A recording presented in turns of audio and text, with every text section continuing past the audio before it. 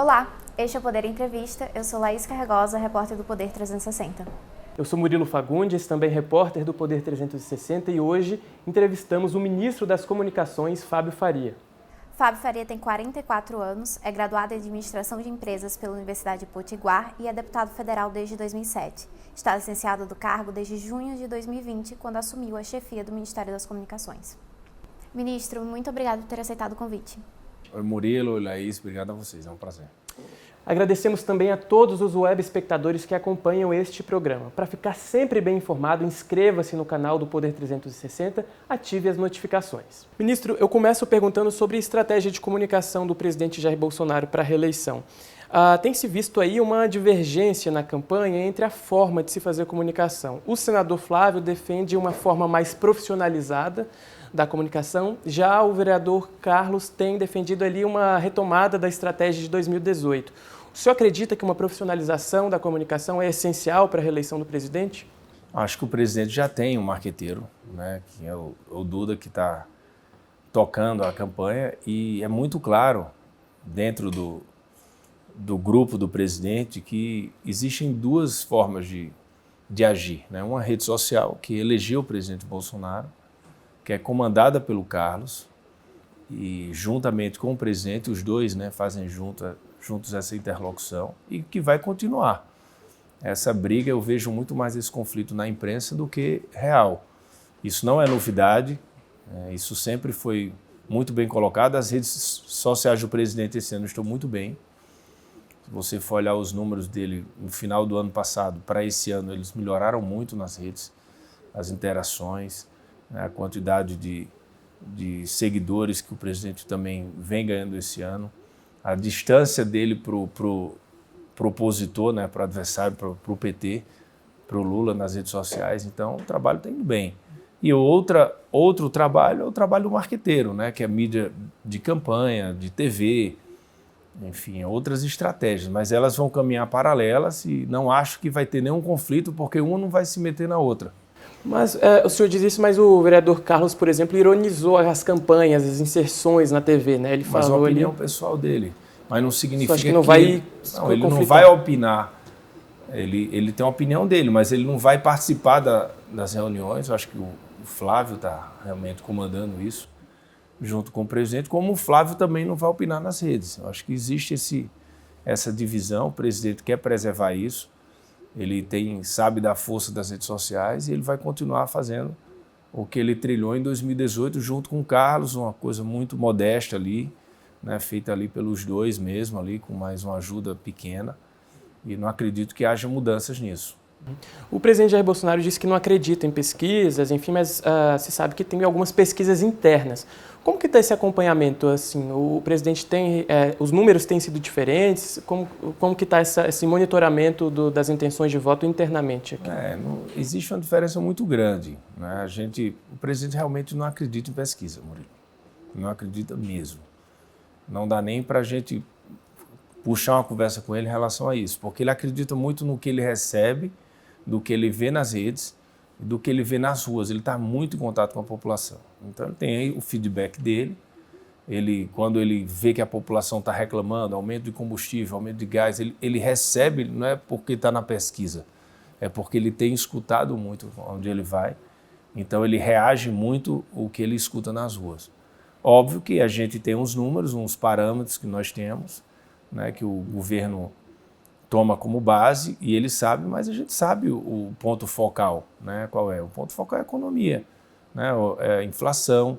Nós sabemos que a inflação hoje é global. Você vê recorde histórico de inflação nos Estados Unidos, na Índia, na Alemanha, no Reino Unido, em todos os países, assim, por causa de quê? Por causa da guerra, né? A gente passou da pandemia, todo mundo passando uma pandemia mais agravada, né? Agora está mais leve, no mundo inteiro. Aí vem a guerra, que foi uma guerra econômica. A guerra da Rússia com a Ucrânia é uma guerra muito mais de sanções econômicas do que uma guerra militarizada. Então, os países sofreram muito. O Brasil virou um porto seguro, tem recebido muitos investimentos estrangeiros. O mundo precisando do Brasil hoje, né, como uma cadeia de suprimentos. E nós temos recebido investimentos, temos crescido em vários números nossos na economia, mas a inflação global impacta aqui também. O problema do combustível vem para o Brasil também. Então é um problema interno, não adianta só a gente falar que lá fora também está ruim, né? Assim, a vida nossa, a vida é o dia a dia. Então é importante, a gente sabe disso, existe hoje um foco muito grande no combate à inflação, tanto essa redução de impostos do presidente, foi até elogiado, até a Bloomberg elogiou como iniciativa, né, que os outros países poderiam adotar, né, a redução de impostos para que a gente possa reduzir a inflação. Foi aprovado no Congresso agora vários projetos em relação a isso. Então acredito que a gente está no caminho certo e não adianta fazer pesquisa 1, 10 ou 20 ou 30 que vai dar o mesmo resultado, né? Assim, o adversário do presidente não é o Lula, né? Nunca foi. Né? Se for olhar para o nosso governo, no primeiro ano veio o Brumadinho, no segundo ano, a Covid em 2020, Covid em 2021. Tivemos a crise hídrica que maio do ano passado foi o pior maio dos últimos 91 anos, né? Que hoje está saneado, mas a gente teve esse risco muito grande que afetou os nossos preços. Aí passou por tudo isso, guerra da Ucrânia com os Estados Unidos, ou da Ucrânia com a Rússia, que os americanos e os europeus entraram muito forte, né, na guerra. Então, sanção no mundo todo. Enquanto isso, o governo Lula pegou 8 anos de crescimento mundial, né, aceleradíssimo, depois pegou Copa do Mundo, pegou a Olimpíada, só coisa boa. E o presidente só enfrentou coisa ruim, e ele está vivo. Está vivo por quê? Porque é o governo que tem feito o seu dever de casa, tem aprovado projetos liberais importantes, né? Não teve nenhuma corrupção no governo, nenhum escândalo ministerial, você não viu como acontecia no passado. Existe uma confiança muito grande dos investidores, eles estão vindo a Brasília, né? Os investidores nacionais, estrangeiros estão conversando, porque sabem que acabou aquele toma lá da cá que existia antes. Então, o governo está no caminho certo. Agora tem muitas crises que nós estamos enfrentando. Então, os nossos adversários só estão fortes ou um pouco fortes ali, competitivos, por causa do cenário, né? Se não tivesse esse cenário que nós enfrentamos durante esses 4 anos, o presidente estava com 70%, porque o governo é um governo que tem muitas entregas. Mas nas pesquisas de intenção de voto dos institutos, né, o senhor acredita que o presidente, o senhor coloca alguma expectativa para o presidente encostar no ex-presidente Lula? Ainda se trabalha com aquela expectativa, por exemplo, do fim de junho agora, né, do primeiro semestre, os dois empatarem? Como que está essa expectativa? Se você tirar o Datafolha, que está totalmente fora da curva, né, 21% de diferença, se for colocar IPESP, Paraná Pesquisas, todas agora exame, então está dando 12, 11, 8, 6, 5, a GERT, né, 3, 2. Então, assim, tem uma pesquisa que está totalmente fora da curva das outras, em relação a outra. Aí você pergunta, ela está certa ou errada, eu não brigo com pesquisa, né? Quem sou para brigar com pesquisa? Mas você tem que ver o perfil do eleitor do Bolsonaro. O eleitor do Bolsonaro é um eleitor que é muito fiel ao presidente e tem uma base mais sólida, né, que é o eleitor bolsonarista mais raiz. Esse eleitor bolsonarista mais raiz, ele não acredita em nenhuma pesquisa. Se você é um instituto de pesquisa, você encontra um eleitor do presidente na rua, eu sou do Datafolha, por favor, queria que você respondesse aqui um questionário, ele não vai responder. Porque ele já sabe que aquilo ele não acredita e ele não vai perder tempo respondendo. Então, e é uma pesquisa que faz no fluxo de pessoas, né, onde tem... Não é na casa. Então, é o modelo do Instituto. Não brigo com pesquisa. Eu só digo que eu acho estranho, está totalmente diferente de todos os outros. E quando você vê, passando por todo esse cenário, né, global que impacta o Brasil, o presidente está ali a 5, a 6, a 8 pontos, antes de mostrar tudo o que ele fez durante o governo, no período eleitoral, que hoje ele só sofre pancada. Vamos combinar que 90% da mídia é contra o presidente. Vai chegar na época da campanha que o PT também vai sofrer pancada. O PT vai ser relembrado tudo que aconteceu com o PT. Vai ser relembrado os escândalos, tudo isso. Então a população, a rejeição que hoje tentam colocar só no Bolsonaro, ela vai para o PT também. Então a gente sabe disso. Então a gente tem a total confiança que o presidente ele se mantém ali na briga, ali colado ali com o ex-presidente Lula, mas ele está com o governo na mão, com muita coisa para ser mostrada. Você vê a inflação começa a melhorar esse mês, né? Caiu em relação ao ano passado, começou a ter uma queda no Brasil e a gente acredita que a gente vai conseguir resolver esse problema maior do combustível, né, que afeta todos os brasileiros. Infelizmente o PT está votando contra, porque não quer que o brasileiro pague um preço menor do combustível, porque quer que culpe o Bolsonaro. Acho que a gente vai atravessar esse momento e o presidente é favorito para ganhar as eleições. Até julho o senhor não acredita que os dois empatem? Ainda é cedo? Não, eu não vejo... Eu acho que a campanha começa em agosto, né, dia 15 de agosto. Sim. A classe política se precipita muito, mas a população ela está querendo saber do seu dia a dia hoje.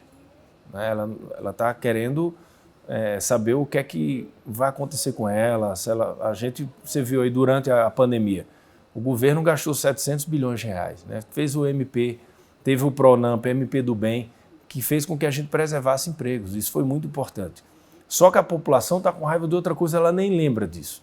Então, tudo isso vai chegar uma hora que as pessoas, quando forem votar, eles vão fazer a comparação, eles vão ver realmente o que aconteceu.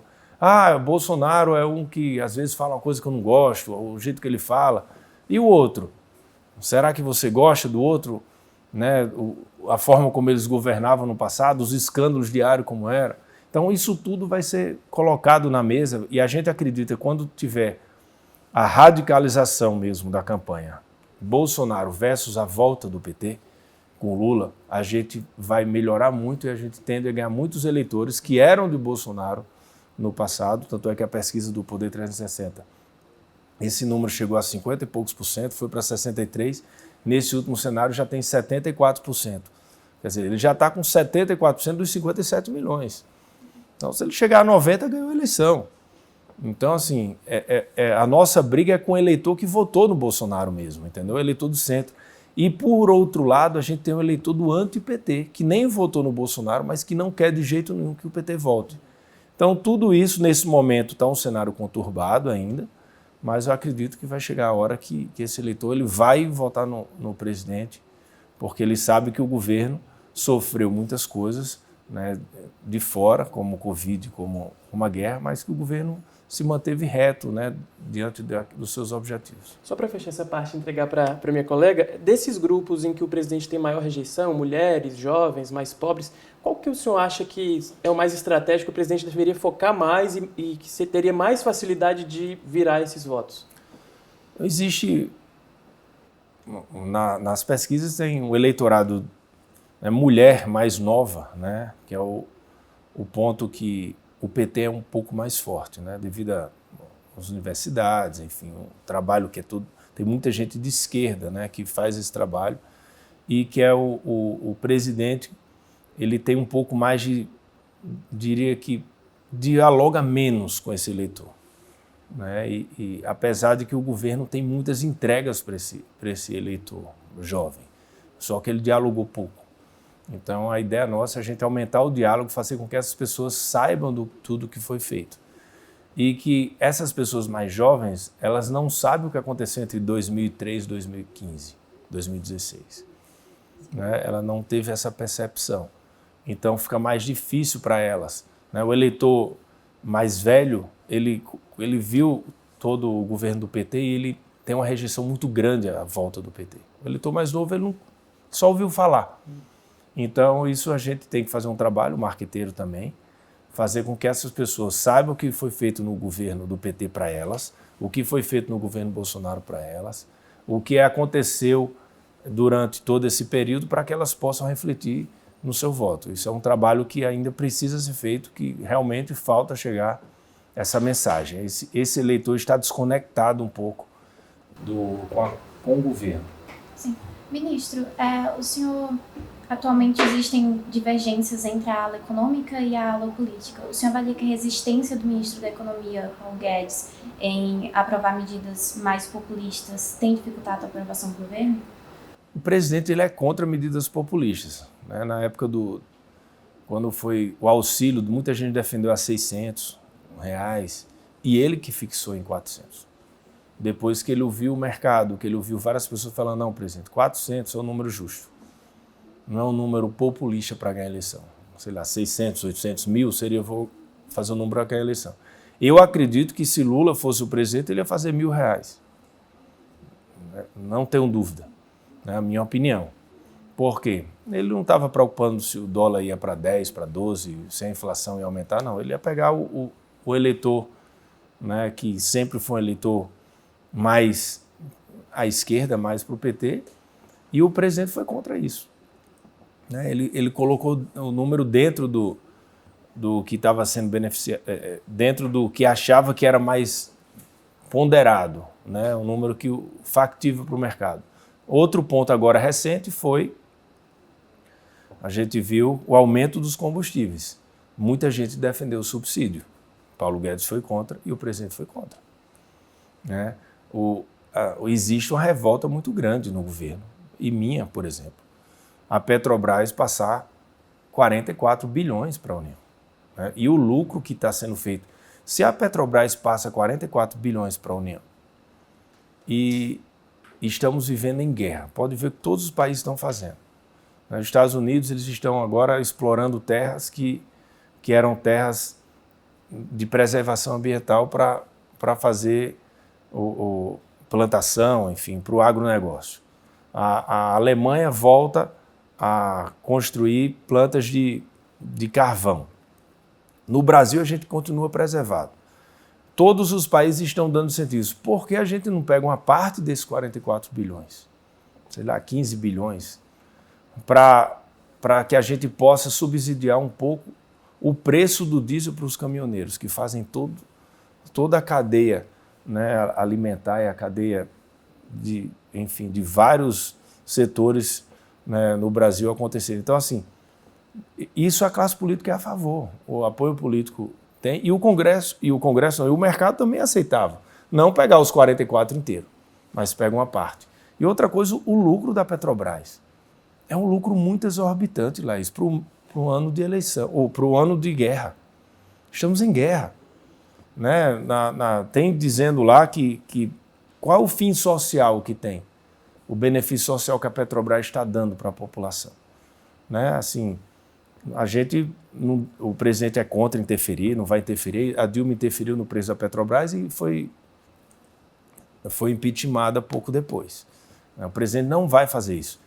Mas a revolta que tem hoje no Congresso, do presidente Arthur Lira, de vários deputados, gente que é a favor ou contra o governo, é assim um lucro exorbitante no ano que está todo mundo tendo dificuldade. É um ano de guerra. Então isso aí realmente a gente vai ter que encontrar uma saída. Não sei se a solução total vai ser na PEC que foi aprovada, que deve ser sancionada no começo da semana que vem, ou se terão outras medidas, mas isso existe. Nada que fuja do ponderado, nada que fuja do bom senso. Nada que seja populista. O senhor defende mudar a política de paridade internacional da Petrobras? Isso aí vai ter, se puder acontecer, isso vai ter que passar pelo Congresso. Isso é um assunto que não é da minha pasta. Não sou ministro do Meio Ambiente, ou do ministro de Minas e Energia, o ministro Sachida.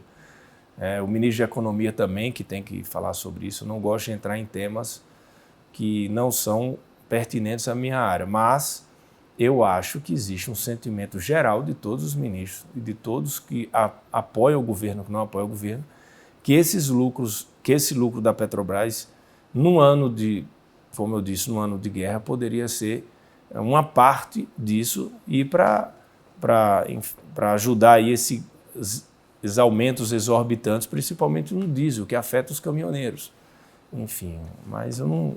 Mas, ministro, a forma, eu não quero aqui tratar a forma, porque isso foge do meu escopo. Eu só vou ajudar a comunicar quando eles tomarem a decisão. Isso aqui é mais uma opinião pessoal do que como ministro, entendeu? Mas o senhor falou em revolta, só para entender, a revolta então não é quando as propostas como a de subsídio empacam, é a revolta com a Petrobras, com esse lucro, é isso? Ela perguntou em relação à classe, o apoio político e o econômico. Uhum. O econômico foi contra o subsídio. Sim. Então a política foi a favor. Eu fui a favor. Então, porque eu acredito que esses 44 bilhões que a União recebe, se 15 bilhões fosse para subsidiar, eu não acho. Tudo eu acho que tem que ter o bom senso. Eu não acho que isso fugiria do bom senso. Isso é um bom senso pegar aqui 30% do que a União recebeu no ano de guerra para ser convertido ali em benefício ao diesel, aos caminhoneiros, enfim, ou algo nesse sentido. Outro ponto que a gente falou foi em relação ao lucro exorbitante. Isso é uma revolta geral da economia, da classe política, dos apoiadores políticos do governo, dos militares, de todos. Isso é unanimidade. A revolta com a Petrobras é unânime.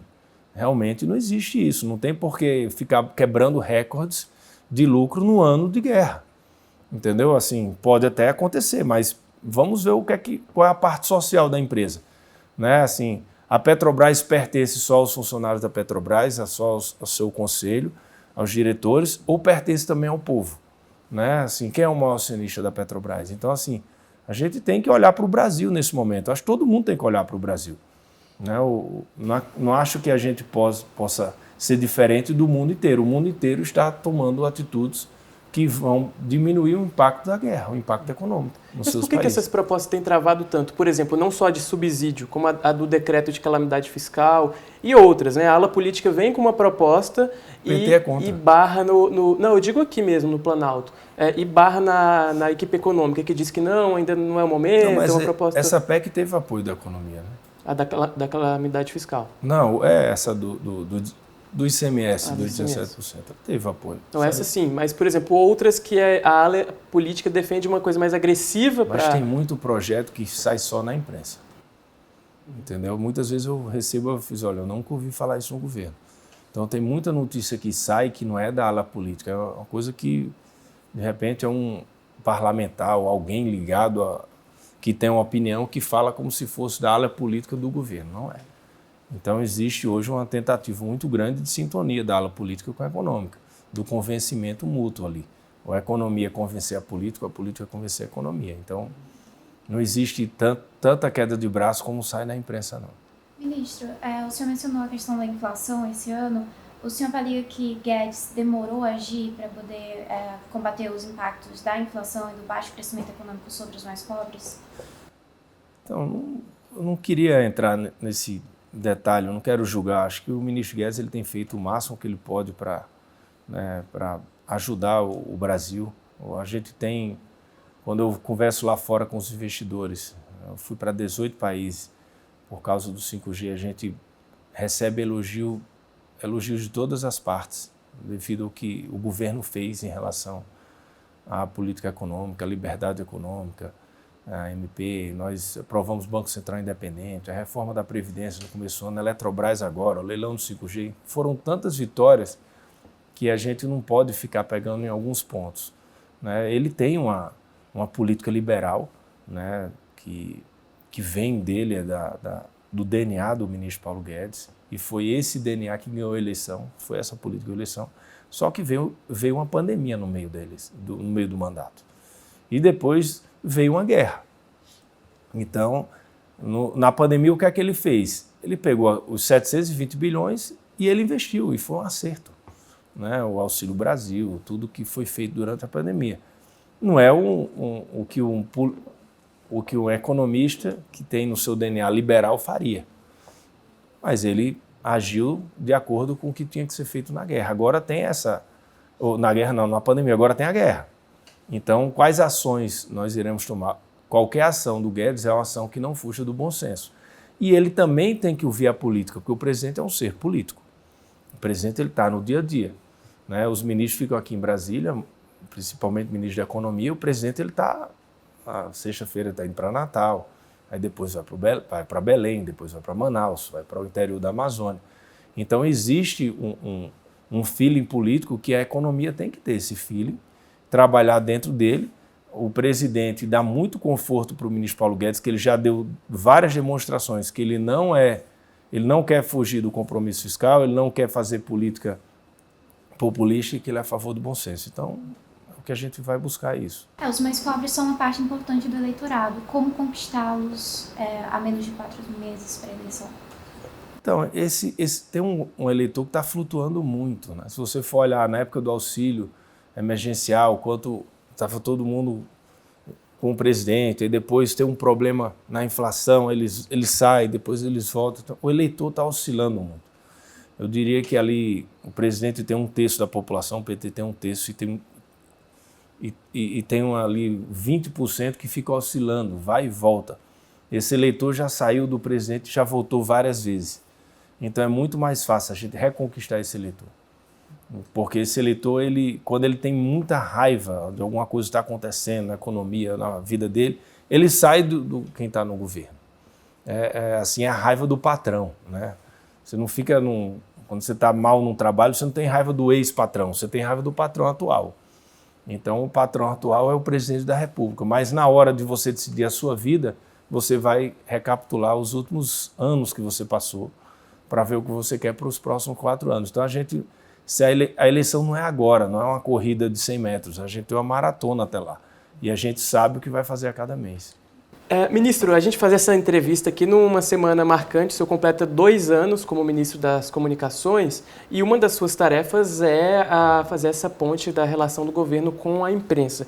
Eu gostaria de um balanço do senhor, como que o senhor avalia essa relação, principalmente com os grandes meios, enfim, e se houve um direcionamento do presidente nesse período, como que foi esse contato e esse direcionamento do presidente em relação aos Eu acho que o presidente ele adora a imprensa. É o presidente disparado, quem teve mais contato com a imprensa até agora. Antes de ontem, a gente estava aqui no Palácio, ia ter até o aniversário do ministro Ramos, que ia ser às 5 horas da tarde, estava tudo preparado, ele desceu na rampa para falar com a imprensa, ele falou 1 hora. Então, ele tem uns embates com a imprensa, mas ele adora falar com a imprensa. Ele é muito transparente no que ele fala. A imprensa sabe que quando ele fala aquilo é porque ele está sentindo aquilo. O presidente pode ser acusado de tudo, mas menos de falar para enganar. Se você não convence o presidente de algo, ele não fala. Você falar, presidente, o senhor vai falar isso, o senhor vai ganhar a eleição.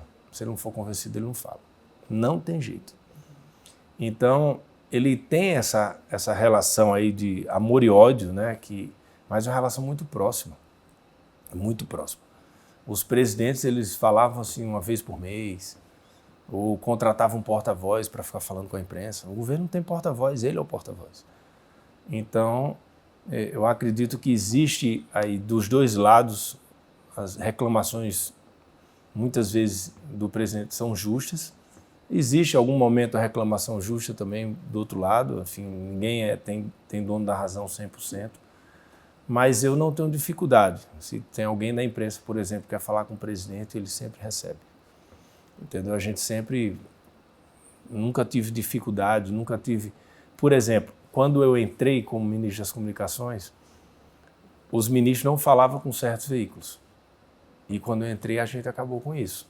Todos os ministros estão liberados a falar com qualquer veículo. Pode ser Globo, pode ser Folha, pode ser qualquer um, UOL. Isso tem acontecido semanalmente. Isso foi uma vitória muito grande. Então, eu acho que é muito importante que os ministros falem nos veículos que são oposição ao governo. Porque naqueles veículos saem só matéria negativa. Se tem um ministro falando, a gente vai conseguir colocar uma matéria ou positiva ou uma matéria neutra naquele veículo. Então, por isso a minha defesa, que hoje isso é consolidado entre os ministros e o presidente também concorda com isso. Ministro, falando agora sobre radiodifusão, cabe ao Executivo renovar as outorgas de rádio e TV. As outorgas de TV têm 15 anos de duração. A outorga da Rede Globo vai vencer agora em 5 de outubro deste ano. Ela vai ser renovada? A Rede Globo, com certeza, deve entrar com pedido. Até agora, o meu secretário de radiodifusão, Maximiliano, disse que não houve esse pedido ainda, formal. Vai ser entre o primeiro e o segundo turno, dia 5. O primeiro turno vai ser dia 2. E quando ele for dado a entrada, ele vai ter um critério 100% técnico. Não vai ter um critério político. E o presidente já falou isso sobre esse tema várias vezes. Se tiver tudo ok, se quiser renovação, a gente vai querer, será renovada. Se não tiver tudo ok, não será renovada. Isso é a decisão do presidente, que já comunicou isso várias vezes. E não vai ter um governo que vai tomar decisões políticas, né, em cima de decisões que têm que ser técnicas. Então, isso vai ser feito na forma da lei, no momento certo. Depende também do Congresso analisar o ato do Executivo. O senhor enxerga alguma dificuldade da Rede Globo lá? Eu não posso falar pelo Congresso. Aí tem que perguntar para os líderes do Congresso, para o presidente Arthur Lira. Enfim, até hoje nunca teve um Congresso que derrubou nenhuma outorga de uma emissora grande, né? Enfim, eu não acho que tem como falar nesse tema nesse momento, mas isso é muita especulação de imprensa. O presidente nunca tratou comigo esse assunto, por exemplo. Então, não tem como falar sobre ele. Só quando eles derem entrada, a gente vai saber se está tudo ok ou não para prosseguir. Não é o momento agora. Ministro, eu queria também fazer uma última pergunta sobre o Elon Musk. O senhor falou ontem na Câmara dos Deputados sobre a visita dele ao Brasil e o senhor disse que ele faria o monitoramento da Amazônia gratuitamente. O que há de concreto nesse acordo? Laís, ele tem, falei ontem, ele tem autorização da UIT e da FCC, que é a Anvisa americana, FCC, para lançar 40 mil satélites no espaço. Ele já tem hoje 2 mil, então tem 38 mil para lançar. E os satélites dele são em baixa órbita, eles ficam a 550 quilômetros da Terra. Então, ele tem uma velocidade muito rápida. A velocidade do satélite dele é muito mais rápida do que um satélite que fica a 32 mil quilômetros, um geoestacionário. A velocidade da Starlink é acima do 4G. A latência ela não é melhor do que a do 4G, mas ela é próxima, que é a baixa latência. Então ele tem dentro do escopo dele, alguns satélites eles têm um laser que eles detectam o barulho da serra elétrica, que nenhum tem isso. Ele é o único que tem. Então, nós temos alguns satélites no Brasil, né? O INPE utiliza alguns satélites e tem a Planet também, que presta serviço para o Ministério da Justiça e do Meio Ambiente também, que monitora a Amazônia. E o dele é um satélite de banda larga, um satélite, como eu disse, que tem uma tecnologia muito mais avançada. E isso vai fazer com que a gente tenha muito mais informações que são complementares, que o governo brasileiro possa ter acesso às informações, porque essas informações não é que o governo está dando a soberania para o Elon Musk, muito pelo contrário, essas informações ele já tem. Então, o que é que falta para isso acontecer? Ele precisa instalar o gateway na Amazônia, que é a porta de entrada. Quando ele deve instalar ali, a Starlink deve instalar 3 gateways para cobrir a Amazônia inteira.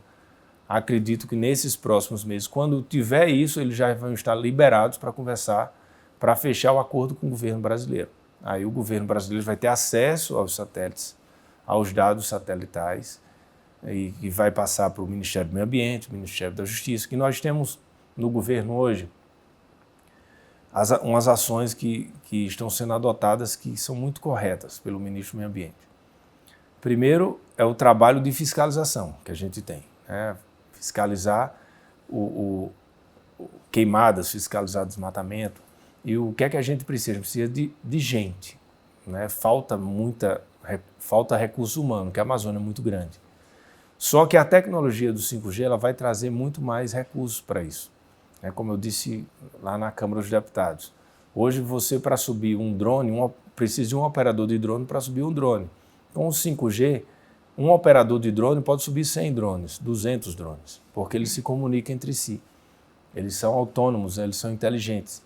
Então, o 5G vai trazer opções para que o governo possa ter uma cobertura muito maior da área, né? Imaginou que tem o laser detecta um desmatamento ilegal, né? E o drone vai ver que aquele desmatamento não é legal, é ilegal. Aí a Polícia Federal acionada vai fazer a operação e os drones conectados autônomos também vão juntos. Então, nós teremos, num futuro muito próximo, operações policiais na Amazônia com drones também, né? Vai ser via terrestre e via aérea. Então, assim, e ele pode ajudar muito nisso.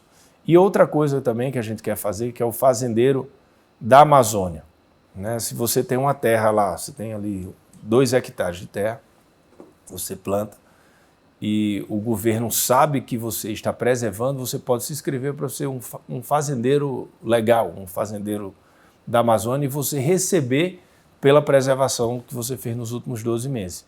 Então a gente vai fazer com que várias pessoas que moram na Amazônia possam se tornar fazendeiros legais, fazendeiros verdes, para que eles possam também ganhar benefícios.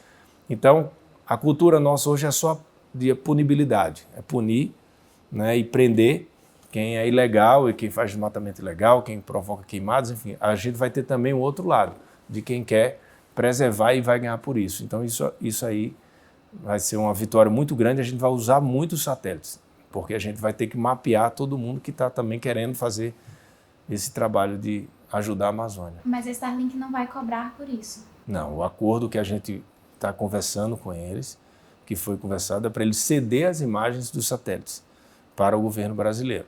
O que ele ganha com isso, ministro? Ele ganha que ele está mostrando para o mundo que ele foi o primeiro grande empresário do mundo que está ajudando a Amazônia, enquanto todos só fizeram criticar. Foi isso que eu cheguei, a minha conversa com ele foi exatamente essa. Eu falo, o que é que você vai ganhar com isso? Você vai ganhar com isso que hoje todos os chefes de Estado, todos os presidentes, todos os empresários, todos os artistas, até agora, só fizeram falar mal da Amazônia. Aí eu disse a ele, nobody put the money where their mouth is so far. Ninguém colocou o dinheiro onde eles estão falando. Você vai ser o primeiro. Isso vai ser uma win-win partnership. Vai ser bom para o Brasil e vai ser bom para você. Porque você vai abrir a fila de empresários que estão investindo na Amazônia. Estão colocando os seus satélites à disposição da Amazônia. E a gente precisa do primeiro. Depois que tiver o primeiro, outros virão. E ele topou. Ele enxergou isso. Ele já tem investimento em carros elétricos, que tem a ver com preservação do meio ambiente. E para ele, né, se ele já tem os satélites lá em cima, se os investimentos já irão ocorrer, e se ele pode fazer uma divisão, né, com o governo brasileiro, então, para mostrar para o mundo que está ajudando, é um ganho muito grande para ele de imagem. O ganho para o Elon Musk, nesse caso, é imagem global. A Amazônia é o pulmão do mundo. Então, assim, as pessoas, até os deputados do PT, ficaram sem entender o que é que ele queria em troca. Né? Porque acostumado, na época do PT, tudo tinha algo em troca, era o toma lá da cá, me dê isso que eu lhe dou isso. Não, eu convenci ele, né, que para ele a imagem ia ser muito boa, e é. Hoje é muito importante para a imagem de um grande empresário global como ele, né, abraçar a Amazônia, né, ajudar a Amazônia. Tanto é que tem uma fila grande agora que querem falar sobre isso. Muita gente está vindo interessada em conversar sobre a Amazônia, como poder ajudar, entendeu? E antes não.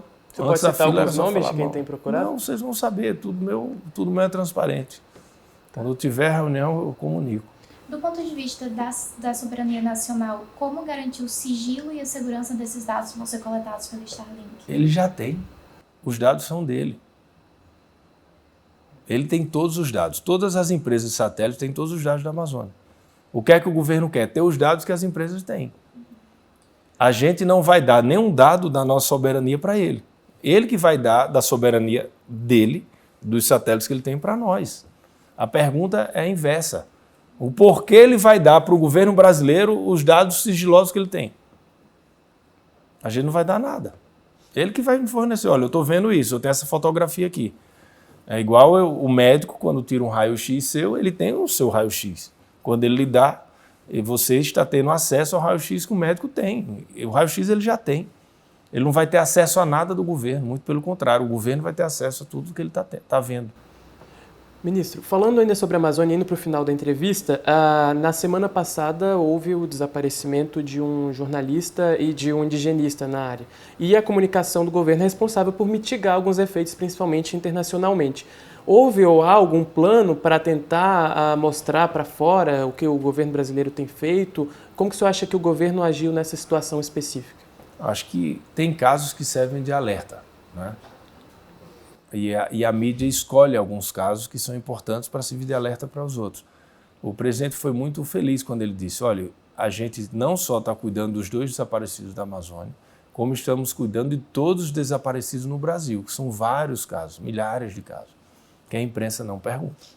Por quê? Porque tem casos que chamam a atenção e da mídia e fica reverberando. E é importante, e assim, é o principal interesse do governo, né, descobrir tudo o que aconteceu. Fontes já dizem que foi, né, que é uma área ali na fronteira ali do Peru, que tem um tráfico de drogas muito forte, principalmente um traficante peruano. Dizem que, eu não quero me antecipar aos fatos, eu estou falando pelo que eu estou vendo na imprensa, né, que ali tem duas pessoas que provavelmente estão muito ligadas ao crime, que a polícia já prendeu os dois ali, já teve uma oitiva com cada um e está muito perto de achar o resultado. Acredito que a Força Nacional está lá, né, todo o escopo, né, que foi designado pelo presidente está lá, e o mundo quer saber o que é que houve. E o governo também. O governo é o mais interessado em saber, né, desvendar isso. Nós sabemos que quando envolve tráfico de drogas, principalmente na região daquela, as pessoas, quem delatar isso tem que ser muito bem preservado depois pela polícia, porque normalmente essas pessoas, né, não têm vida mais, né, ficam juradas de morte. Mas eu acredito que, como a polícia tem inteligência trabalhando, estão muito próximos, eu acho que está muito próximo de acontecer aí esse resultado. O que cabe ao Brasil é encontrar, né, os dois, né, vivos ou não, né, enfim, as notícias saíram que encontrados os corpos foram negados pela PF, então ainda existe uma esperança, né, para os familiares, que eles possam estar em algum lugar escondido, enfim, mas que dê a resposta ao mundo. O mundo quer isso, saber o que é que houve, o que é que foi feito, se foi um homicídio, quem foi que mandou matar, que se puna, que se a polícia vá atrás, que se prenda e que seja feita justiça. É isso que a gente quer. Agora, o que não pode é tudo que acontecer. Caiu um meteoro na China, a culpa foi do Bolsonaro. Né? Assim, existe uma ideia muito grande, maluca, de colocar todo mundo quer falar que tudo que acontece no Brasil de bom não foi o Bolsonaro. Tudo que foi de ruim é o Bolsonaro. Então, isso é que irrita muito os apoiadores, entendeu? Então, assim, em nenhum momento existiu a possibilidade do governo vestir carapuça num caso desse. O governo foi informado, né? Então, assim, isso aí a gente vai ser... Vocês em breve saberão, e eu também espero saber o que aconteceu. Chega ao final esta edição do Poder Entrevista. Em nome do Jornal Digital Poder 360, eu agradeço ao ministro Fábio Faria. Ministro, muito obrigada. Tá bom, obrigado. Valeu, Laís. Agradecemos também a todos os web espectadores que acompanharam este programa. Esta entrevista foi gravada em 15 de junho de 2022 no gabinete do ministro no Palácio do Planalto. Para ficar sempre bem informado, inscreva-se no canal do Poder 360 no YouTube, ative as notificações e fique sempre por dentro das notícias da política e da economia. Tchau, tchau!